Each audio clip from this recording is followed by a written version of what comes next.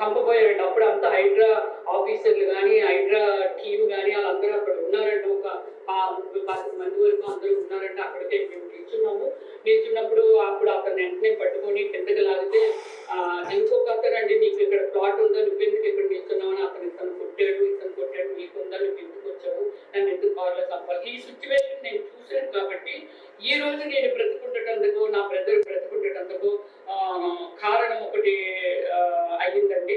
నేను ఇమ్మీడియట్లీ ఏంటంటే మధ్యాహ్నం నుంచి అందరూ భోజనానికి వెళ్ళిపోయారు.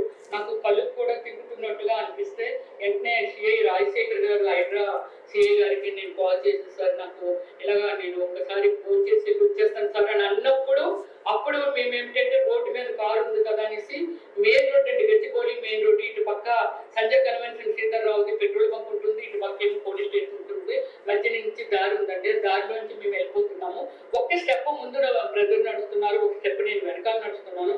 ఎవరైతే మార్నింగ్ నేను చూశానో అతను కారుతో దుఃఖించేపోయాడో అదే వ్యక్తి వెనకాల ఇంకొక వ్యక్తి పెద్ద కత్తి పట్టుకొని కూర్చొని ఉన్నాడు, గుడ్డ చుట్టేసి. ఇతనేమో ఇలా సైడ్ చేశాడు. నేను ఆటోమేటిక్గా ఇతను మార్నింగ్ చూసిన వ్యక్తి కదా అని అనుకునేటప్పటికి ఇమీడియట్లీ అతను దాని మీద దిగుతున్నప్పుడు నేను ఏం చేశానంటే వెంటనే ప్రశాంత్ పరిగెట్టని చెప్పి నేను తోసానండి. కింద పడిపోయాడండి.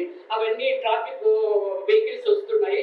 ఇమ్మీడియట్లీ నేను వెనకాల ఉన్నాను కదండి, వీడు ఈ వైట్ షర్ట్ బండి నాకు ఇసిరేసి ప్రశాంత్ పరిగెట్టినోడు మళ్ళీ నేను వెనక్కి వచ్చేటప్పటికి పేక్ పట్టేసుకున్నాడండి. మళ్ళీ సైడ్ లో నుంచి ఇంకొక నలుగురు పరిగెట్టుకుంటూ పెద్ద బ్యాట్ పట్టుకొని, క్రికెట్ బ్యాట్ పట్టుకొని వాడిని కొట్టబోయి నాకేమో ఇదంతా పేరుతో నా సత్తను పట్టుకొని వెనకలాతాడు. సైడ్ అయిపోయినప్పుడు ఆ రోడ్డు మీద ఇద్దరు కుర్రోళ్ళు బండి అక్కడ ఆపేసి అతన్ని నెట్టి నన్ను సేవ్ చేయడానికి ఉన్నప్పుడు నేను కింద నుంచి పైకి లేచినప్పుడు ఆ బ్యాటర్ని లాక్కున్నానండి. లేకపోతే అతను పగిలిపోయింది. నాకు ఈ నరాలన్నీ పగిలిపోయింది. దయచేసి TV9తో నేను ఇది షేర్ చేసుకుంటాను.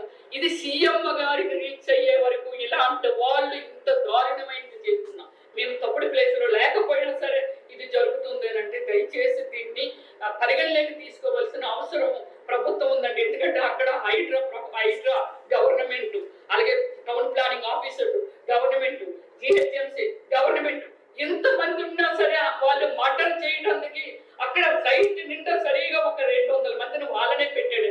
నేను మార్నింగ్ నుంచి అది నేను ఎప్పుడైతే వీడియో చేస్తున్నానో నా ఫోన్ కూడా లాక్కొని ఆ వైట్ షర్ట్ వేసిన ఆయన ఎవరైతే మర్డర్ చేయటానికి వచ్చాడో శ్రీధర్రావు మనిషి అంటే అక్కడ అందరూ మాట్లాడారు.